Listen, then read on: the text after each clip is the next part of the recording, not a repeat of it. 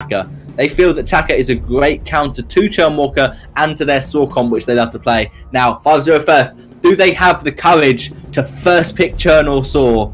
I hope they do, because they're going to pick the Ardents. They leave Churn open. Impunity, easy pick for them. They're confident with their Churnwalker. It's fine against Ardent, against Lyra, against anyone. They're going to first pick that. And now they force a Saw ban. Otherwise, Impunity get exactly the same comp, and they just execute it exactly the same way. Yes, I totally agree with you that if the side of 501st do not ban this Saw, it is going to go through. So I see no reason why 501st wouldn't do that, unless they are just looking for a very quick late game, or they could have confidence that they can make it to the late game, so they are going to ban Alpha Kestrel. And now So 5-0 first. I am just so certain that Impunity will pick up this Saw. If they do, well, they just love proving casters wrong, don't they? Yeah, I think if I was a betting man, I'd put a considerable amount of money that Impunity are going to go for Saw here. Unless, again, they just want to try something different. That really could work, because obviously they don't need to pick Saw. They could last pick it. It's not going to be banned away from them now, so they're pretty certain that 5-0 First Legion will not pick it themselves. So that they could just wait. There's no need for them to pick it. They're going to pick the Reza, and the Saw's still available for them. But also, if the comp doesn't work, they don't have to pick. Yeah, and we saw yesterday how well this comp leads on to that of the Saw pickup, the Reza Churnwalker, the burst that's available there. And you made a very good point of the fact that they don't necessarily have to pick up Saw right now, and they can just wait for that. However, by picking that Reza, it does look very likely they are still planning to go down that path. And as you mentioned before, 501st more than unlikely to pick up the Saw for themselves, because you're right about that thing of the team has to have practiced it. And it's another thing with how Churnwalker being picked up by Impunity, I think, is one of the few teams who have really practiced and put the time into getting used to that. And the final thing that kind of puts it all together is the teamwork kind of thing that's there. I think Impunity have great teamwork, and it does help the Saw go along, because you can just be a Saw up in lane, but if you're not pushing as a team to really go through, you kind of get the early game but get shut down towards before you can even finish the game out. Yeah, I think the Rona is going to be tough if Impunity do decide to pick Saw against it. And what 5-0 First going to round this comp out with? A Sky could work, but Reza's going to destroy that. So they're going to go Celeste again. They're going to lane, try and counter Saw with late game. It's tough. It could work. Maybe that's going to be a jungle Celeste, but Reza does really well against jungle Celeste, because Celeste won't have the items to farm up. Reza will get his aftershock quite early on, and I see no reason to not pick Saw. I guess Rona could do quite well against it, but Rona's melee and Saw's ranged, so you're going to be you're going to have a lot of trouble against the Saw surviving this early game. So their last pick, they also could go for a duel and go much more aggressive, diving in onto the Celeste, but that's not what we tend to see Impunity play. So they're going to pick the Vox instead. So changing up the decision, Vox trying to kite away from that Rona. Well, it's interesting, and as I said, they did have a bit of trouble with that Celeste previously, so deciding to not pick up the Saw this time, not such a bad idea. However, there's just so much early game potential in that comp of Reza Churnwalker Saw that I'm a bit surprised they didn't pick it up, and instead, by picking Vox up, he's kind of contradictory to that of the Reza pickup, with Reza being quite strong early, yet kind of fading out to the mid-late game. He falls off a bit, but Vox, a very strong pickup indeed. And alongside of that of the Churnwalker, it might work out very well, because Churnwalker, if he's able to hook all of them, pull them in, and then use the Trespass to stun them up, provides a very easy opportunity for the Reza to go in with that of Neverform Detonator, and for the Vox to land his wait for it. So I still like the team comp coming out from the side of Impunity, but they have given a bit more of a chance over to the side of 501st with that Celeste going into late game to have a possible comeback. Yeah, I definitely think that Impunity were just holding Saw over the heads of 5-0 first. They're like, right, we're not going to pick it, leave our carry till last, and then see what you're going to go to try and counter it. Then we're going to counter that. Vox, great against Rona, great against Celeste as well, because he can Sonic Zoom out of core collapses, and if he gets within range, Celeste cannot run away. Vox is going to be able to keep up as well with those Sonic Zooms. So I really like that Vox last pick, and DefQ is comfortable on Vox. Another thing, Vox Shellwalker is a combination we've seen work out really well in the past. Those bounces really help with the chains. It's just so much amplified damage all together if everyone is stuck together. So it can work well. We're going to have to see what Cassandra can do. The reason why Rona isn't an A-side pick in general is because of this final pick. If you just go Kite against Rona, she has nothing. She can't deal much damage, and she's going to have to be basically going on to Cordovar, who is currently 1v1ing Excel quite easily, but he's now going to the jungle. Going to try and steal that with a chain, but Cordovar has not got boots. He could be in trouble. Yep, and we see Cordovar again, jumped on, might be the first to fall, but now Rona in the back line will be instead, as we see DefQ picking up a kill and Blue City picking up a follow-up kill onto that of Arden, leaving only Revenger X on that Celeste alive up in lane. And yeah, so I mean, a good start for them. They get 2 kills to their name, and they're going to be able to pick up this mid camp. And I didn't even look at Reza. Reza going to the backs of the enemy. Neither did Rona, clearly. Cassandra's having none of it. She's going to lane to gang. That futility of life was so big for Cordovar. He was low, got 3 chains, and then it's like, right, guys, let's just fight. I'm going to be fine. Like, he's low now, but he might fall. Yep, and we do see that Celeste going to be able to pick up the kill onto Cordovar, and this was kind of a trouble that we saw for Cordovar in the previous fight, taking a lot of damage being up in that front line. It's a dangerous position to put yourself in, and until your team really commit to those team fights, it's going to be tough to get that futility of life and get that tankiness for yourself. Bluxty being so aggressive, taking away the entire jungle of Cassandra. Cassandra is just like, oh, you stole my farm. Cassandra's very annoyed. And Reza has just got his entire jungle as well to try and clear. Cassandra going for the lane pressure, then going for a backwards rotation has really mucked up her CS. 4 CS to the 15 of Bluxty. Bluxty will even be at this Elder Tree in time to try and contest it. If he steals this away, he'll be level 4 with Cassandra level 2 and have a healing buff. Impunity looking really good. Bluxty doesn't care. He doesn't want the Elder. He wants the Rona. He's going to force her into the fight over the wall. So that's an easy Elder Tree and secure. And Bluxty's going to go to the backs. Rona's going to get one of them definitely, and maybe even the second. But Bluxty is so aggressive on this res. It's lovely to see. Yeah, and Cassandra able to secure them both, but Blue City catches them out. It might be the end of them. Cassandra going solo, using Into the Fray to get out there at the last second. Arden might be up to body block or at least steal this one away from that Reza, and it looks like he manages to do so. But meanwhile, we look up to DefQ in this lane, pushing down the turret, already under half health, and he's sitting at 33 farm. Over to Revenger X, only sitting back at 22, so a fair bit ahead, and they're going to get it. DefQ showing he doesn't need a sword to push first turret early, but they will pay the price once again. A bit of a deja vu moment for the side of Impunity, perhaps, but Reza on this backline still fairly healthy. He wants to go in. On the front line. They will die. Blue City, you're right, still sitting around waiting for the moment, but might have overstayed that welcome. And no, just going to be up to back off and perhaps wait for that healing triad to come up and steal her away from Cassandra again. The backs as well. Blue City is so aggressive. I love it on this Reza. It's going for the backs. He hasn't even touched his jungle, has he? He's got one rotation so that Rona couldn't, but Blue City may be in trouble. Vox gets the Ardno, and now what's he going to do? What's the play?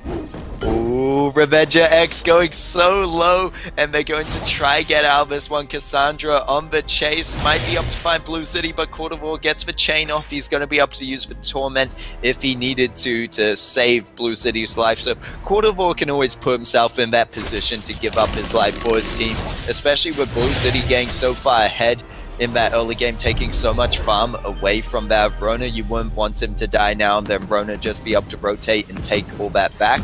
But Blue City able to make the escape, making the clear on his own jungle, and we can see a fair gold lead for the side of Impunity, 4 minutes 40 in, seeing at 10.9k over to 9.1k, so doing fairly well for themselves, even though they didn't pick up the sword. And that's why I love when DefQ just somehow managed to they gave him the opportunity technically. They just let DevQ stand there, and he took the first turret.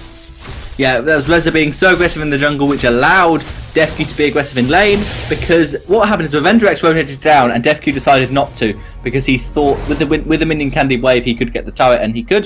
Bluxy level 6, Cassandra level 4, sorry, and so now Bluxy is so aggressive, he can just do what he wants. He can ultimate away if he gets caught out, he could try and get a Crystal Sentry charge. That Trinity he really wants it, but it hasn't spawned yet, and the Vendrex can clear this wave. I think Impunity really want to fight, but without this Saw, they can't just push turret without taking a fight, taking a kill, or forcing Celeste out of lane. They're in a slightly worse position now. They could try and force gold by him, but it's only about half full, so they're gonna rotate back to their jungle and back off for a little bit. Yep, and we do see just there isn't too much to look at now as the side of Impunity have this wave fairly pushed up, and just the love control. They could go for early gold mine is the only other thing I could think of, but right now just trying to prepare for the next fight. You see Quarterboard just patiently waiting in that jungle, actually going to steal away Rona's healing tree and making it worse off for Rona at this point, seeing back at 19 CS while Blue City is up at 35. Revenger X starting to come back in the CS towards DefQ, but he's going to have this wave to push through, and we do see Blue City once again being so aggressive, as you mentioned, on this Reza, and it's really that power spike he gets after he picks up the Aftershock. He's able to do so much as long as he's able to land the basic attacks after those abilities.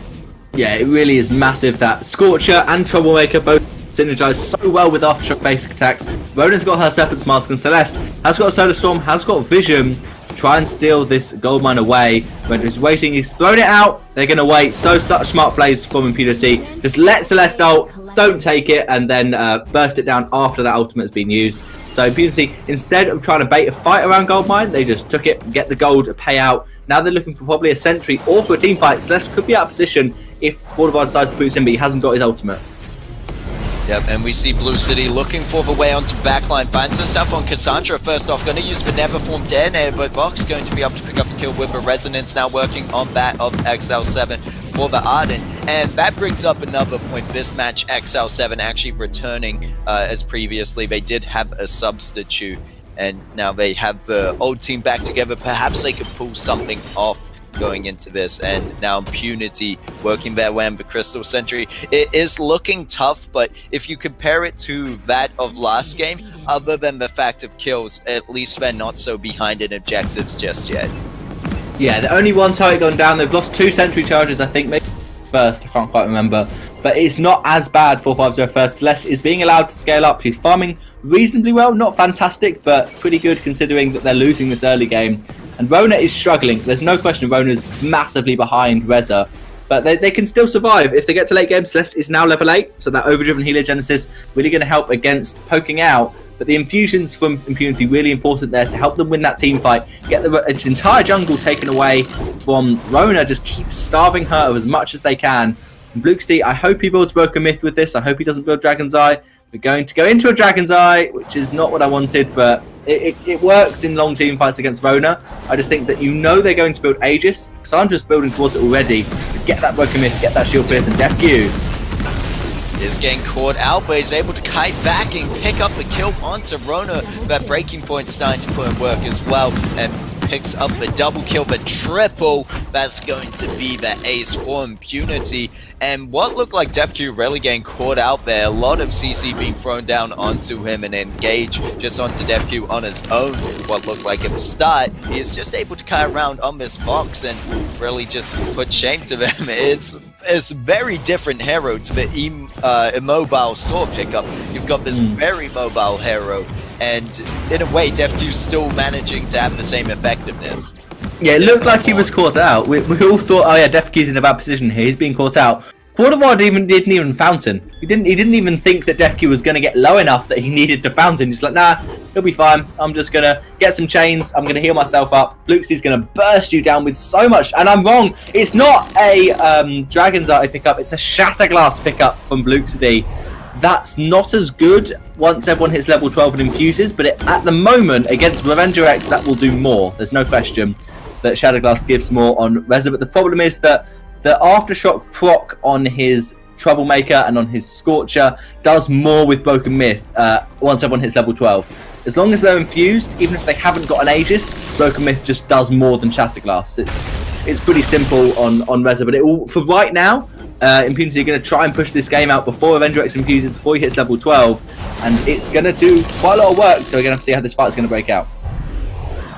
Impunity pushing him once again. They're going to be able to get this Crystal Sentry before it even finds its way to its home, and that's going to be the Crystal Sentry eliminated. And with how aggressive Impunity are playing, I'm not surprised they're about 10 minutes in, they're able to eliminate that Sentry. And Cassandra has been sitting at 20 CS for so long, it's just it's going to be so hard for 500 first. They need to use Cassandra basically as a body shield at this point. Cassandra just jumps in into the fray and hope that Revenger X is able to find the Heliogenesis, the core collapse, the damage that they need, and the CC to really turn the fight around. But if we look over at the gold lead, it's almost getting towards that 10k gold lead point already, just at 11 minutes in, and we're 27.5k for the side of Impunity, 19.5. This could be Impunity looking for a fight. They're just clearing out vision now, but not afraid to move into the enemy's jungle. There's going to be the core collapse stunning them out, but wait for it goes off the back of it, and we see the Torment pulling back out, and he doesn't even get to finish the gauntlet before falling down, and they're just going in big. Blue City landing the damage onto Cassandra, should be able to pick up the kill, but Beremnes keeping them alive fairly long. Bucks jumps in for the double kill. He's looking for the triple onto Revenger, and there's going to be the steal for the ace, as we see Blue City will pick it up for himself, however. But the Torment and the Trespass just keeping them there. It shows why Churnwalker, when played with such teamwork and coordination, is such a good roamer. Yeah, Avenger X just got stuck. He was under his turret, between two turrets. Torment gets pulled onto the edge of turret range. Echo it, Torment again, you're pulled within Vox range. Build up breaking point stacks with that Tyrant, does crit. And Vox gets the turret, he's going to fall, he does not care. He wanted to trade his life for it, but not quite able to do so. And that's similar to what we saw DefQ do on Saw. This is his playstyle, is I'm just going to push. I'm going to get objectives, even if I die, it's worth it. Woodvar just pulling that gold mine all over the place.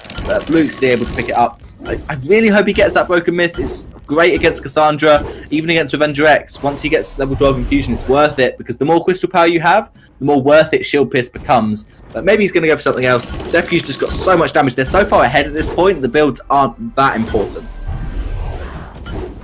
Yeah, and if we do happen to look over to those items at this point, because they have hit basically that 10k gold lead right now, sitting at 32.8 gold over to 23.3, and they've got, when we look at DefQ, he's able to have three main tier 3 items of that, the Breaking Point, Poison Shiv, and Tyrant's Monocle. And whereas we see Revenger X is matching that with the Frostburn Eve and Dragon's Eye, the only problem there so much more squishy, because DefQ meanwhile managed to get tier 3 boots and get that of the Aegis, which is going to help him out so much more, and he's infused on top of that. So it shows that even though tier 3 item wise Revenger X isn't doing too bad and they're still there, look over at Cassandra, who's still sitting back at the Serpent's Mask, and then you'll start to feel sorry.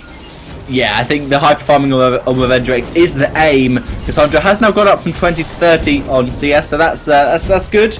He's still 50 CS behind Fluxity in the jungle, and Celeste is 30 CS behind DefQ in the lane, moving up towards about 35-40 now, which is a big struggle. Impunity, they want to do what they did last game, finish before Crack, and DefQ jumping in. Yeah, Cordovar on that front line, but Blue City jumping in alongside him. There's going to be the hook and chain. They only have it onto Exile at the moment, just using the Torment to keep them there. They finds it onto Revenger, uses the Trespass instantly. Are they able to pick up a kill off it? Not quite. There's going to be Cassandra diving into the thick of it into the fray. There's the core collapse. Does stun out Blue City, but meanwhile, Vox picking up the double kill on the rest of the team of 500 first, and Blue City going to be up to find the duel against Revenger X, and now they're going to be looking for the game. They take one turret, they're working on the second, and the crystal is more than likely to fall into their hands. Well played, Impunity. The Churnwalker pick in both games, giving them the victory before 15 minutes in both games. That's really impressive stuff to see. DefQ playing that Vox superbly well, kind of similar to how he played the Sword, but with so much more kite, so much more dive as well. Revenger X going glass cannon. As soon as he got caught out by someone, he was going to fall. Bluxty with 3.5 damage items at the end of that game, dealing so much more than Rona with 1 measly